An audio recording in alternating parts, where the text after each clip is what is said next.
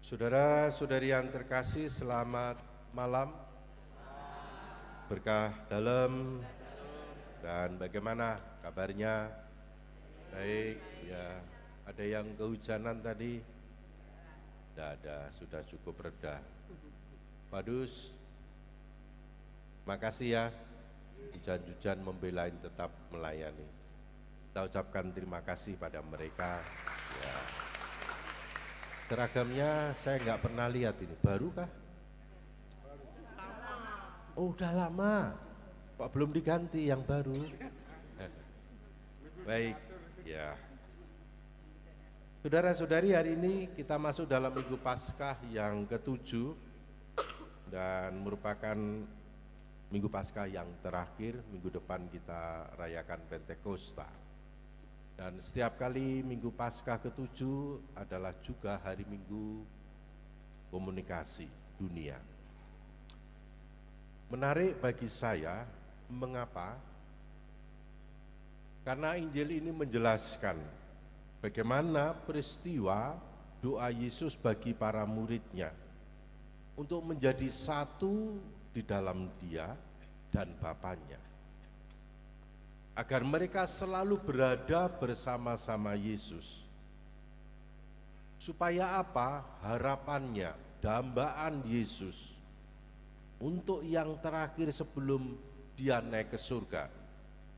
Ini bacaan yang merupakan bagian dari khotbah perpisahan Yesus itu. Agar murid-muridnya semakin mengenal kasih Bapa kepada Yesus. Bagi saya, Yesus mengkomunikasikan apa yang menjadi harapannya kepada Bapa bagi para murid.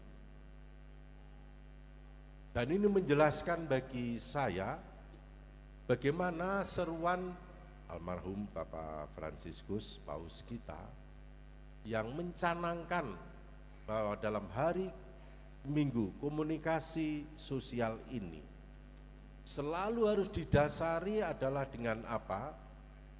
Peristiwa mengkomunikasikan pengharapan. Dan Yesus punya harapan yang besar bagi para muridnya.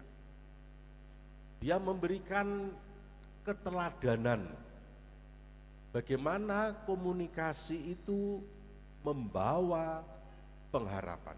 Kita tahu semakin masifnya dengan penggunaan medsos, komunikasi menjadi begitu sangat penuh dengan disinformasi. Kita enggak bisa memilih pada akhirnya kebenaran informasi itu.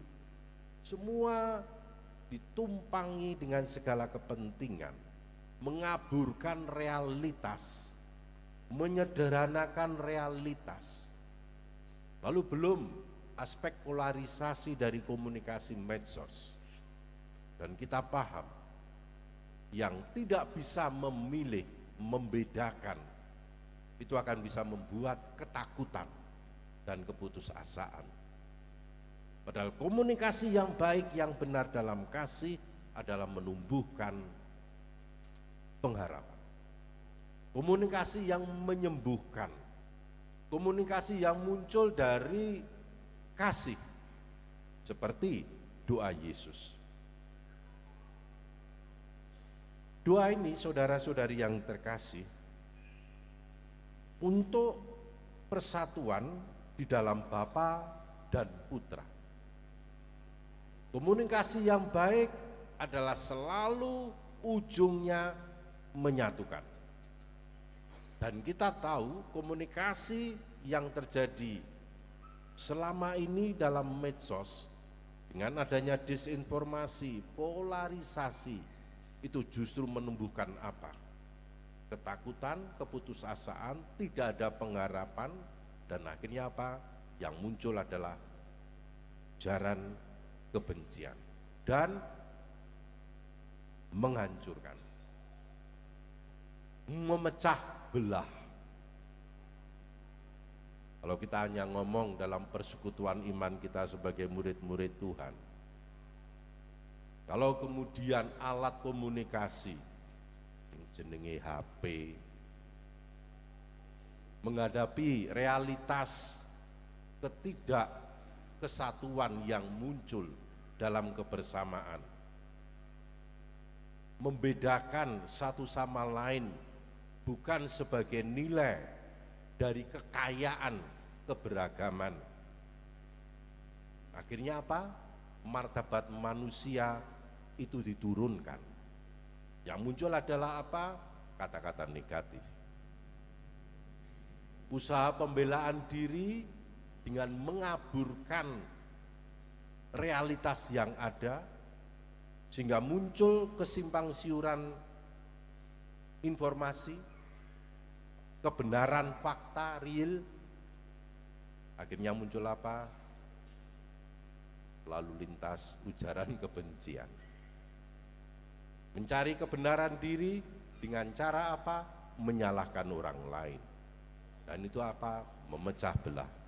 Dan kita tahu, kita pernah mengalami, kalau sudah memecah belah, bukanlah kasih yang terjadi. Bukanlah kasih yang tinggal dalam Bapa dan Putra. Siapa yang tidak pernah mengalami itu dalam medsos? Ayo kita jujur. Kalau ada sudah namanya grup WA, ya mulai diseseli, mulai diisi, ya, curhat, ya, lalu menyikapi tidak dengan kelembutan hati, tapi kekerasan hati. Waduh, males saiki mlebu ning WA grup, isine ngono ae. Saya berlebihan? Halo? Hawane memang enak iki, rada adem iki adine, rada ngantuk-ngantuk ngono. Ya, memecah belah. Iya.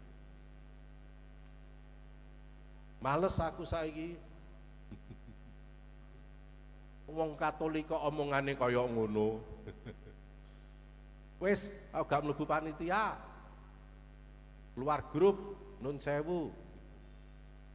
Apa istilahnya lah keluar grup ya apa? Hah? Left. Oh, left. Ya. Lihat, kita pun juga terjangkit dalam persekutuan iman sebagai murid-murid Tuhan.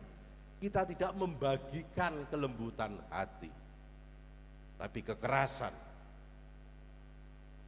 Tidak menumbuhkan harapan, membuat orang takut. Saya takut sekarang masuk dalam WA group. Saya takut mau terlibat di lingkungan.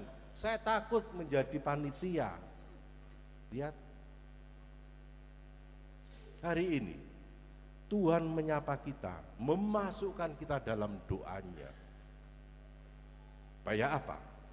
Supaya Dia tinggal bersama kita. Bapa dan aku di dalam mereka. Tanda pengenal murid Tuhan adalah apa?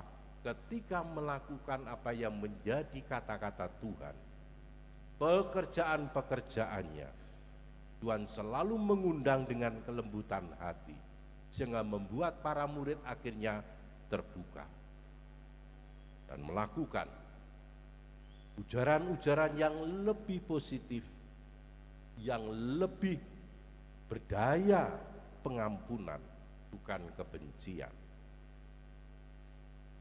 Hanya dengan cara inilah maka dunia akan mengenal mereka, karena mereka adalah yang Engkau berikan kepada aku.